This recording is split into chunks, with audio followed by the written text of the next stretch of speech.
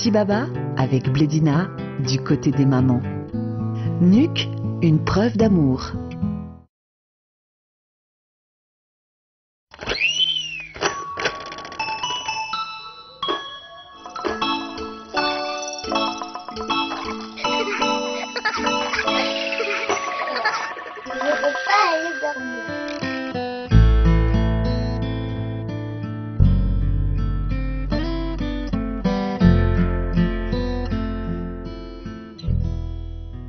Le principe des bébés nageurs, c'est la familiarisation de l'enfant avec l'eau. On fait en sorte que l'enfant soit à l'aise dans l'eau par des exercices ludiques.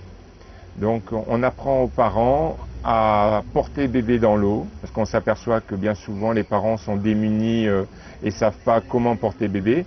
Donc on leur apprend à porter le bébé sous les bras par exemple, à laisser les bras libres et les jambes libres. Donc ça permet à l'enfant d'être à l'aise, de travailler sa coordination et de pouvoir prendre un petit objet. Donc tout ça, ça participe au développement psychomoteur de l'enfant.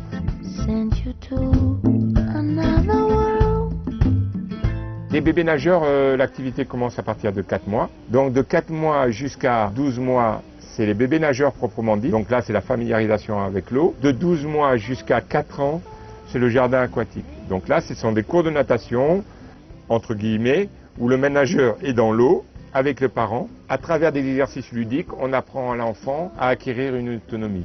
Et ensuite, au-delà de 4 ans, on a les cours de natation où là, l'enfant est seul avec le maître nageur. L'activité bébé nageur, elle réclame des conditions assez particulières. Elle réclame de l'eau chaude. Nous, on a de l'eau qui est chauffée à 30-31 degrés, voire plus. Ça permet d'une part à l'enfant de ne pas être saisi par le froid. Et puis en plus, quand on a des enfants de 4 mois, donc ce sont des enfants qui sont quand même assez fragiles. Et puis d'autre part aussi pour les parents aussi, c'est quand même plus agréable de faire l'activité avec de l'eau à 30 degrés plutôt que de l'eau à 24-25.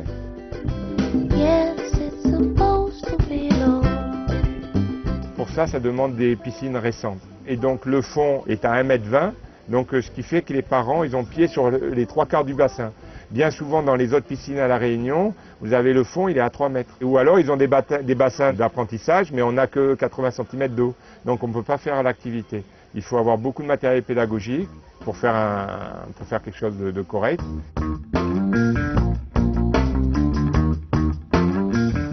Au niveau des formalités administratives, on demande un certificat médical, on demande d'avoir le carnet de vaccination. Il n'y a pas vraiment de contre-indication, il n'y a que des enfants qui auraient des problèmes d'oreille, d'audition. À ce moment-là, le médecin mettrait son veto. Mais je dirais que pour 80% des enfants, il n'y a pas de souci, quoi. Dans notre association, on a des sages-femmes qui participent à notre activité, on a des médecins, tout ça. Toute cette atmosphère-là fait que les parents arrivent à avoir un échange, se faire des amis aussi, parce que les amis changent quand on a un enfant. Donc bien souvent, on s'aperçoit que les parents qui viennent au bébé nageur, ce sont des parents qui ont peur de l'eau et qui n'ont pas envie que leur enfant ait les mêmes peurs qu'eux.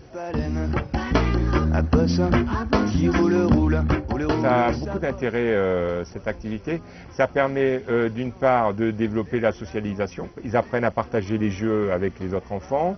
Ils apprennent à voir d'autres têtes.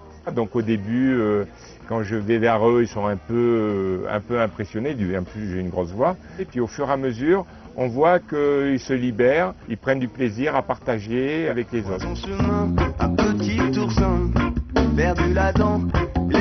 Les tout petits qui ne marchent pas encore, en mettant les mains sous les pieds, ils arrivent à avoir le réflexe d'appui plantaire et donc ça permet d'initier la marche. Et dans l'eau, il y a beaucoup moins de poids qui se met sur les jambes et donc les enfants arrivent à se déplacer comme ça sur les mains des parents.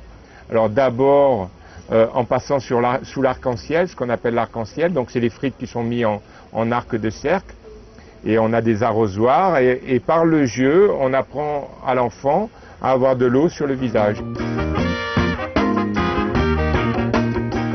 Et ensuite, on apprend l'immersion. On commence en parlant au bébé, en lui disant qu'on va aller sous l'eau. On apprend aux parents à tenir l'enfant d'une manière décontractée, une main sous les fesses, la main qui est derrière le dos en même temps soutient la tête.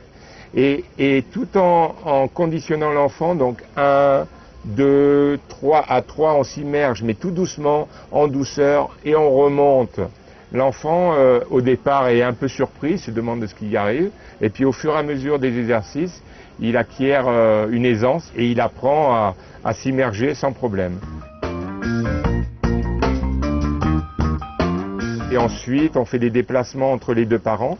Donc c'est pour ça qu'on demande aux parents de venir à deux. Parce que les papas me disent, souvent ils sont là, ils changent les couches, ils donnent le biberon, mais il n'y a rien vraiment, il n'y a pas vraiment d'échange qui se passe. Comme la maman elle a le bébé, elle lui donne le sein, elle a vraiment un contact privilégié avec l'enfant. Et le papa, souvent, il se sent un peu à l'écart. Et bien cette activité-là, elle permet au papa de participer à une activité ludique. Et donc c'est pour ça qu'on insiste fortement les papas à venir. Et c'est pour ça aussi qu'on fait cette activité le dimanche matin. Donc ça permet vraiment d'avoir aucune excuse pour pas venir.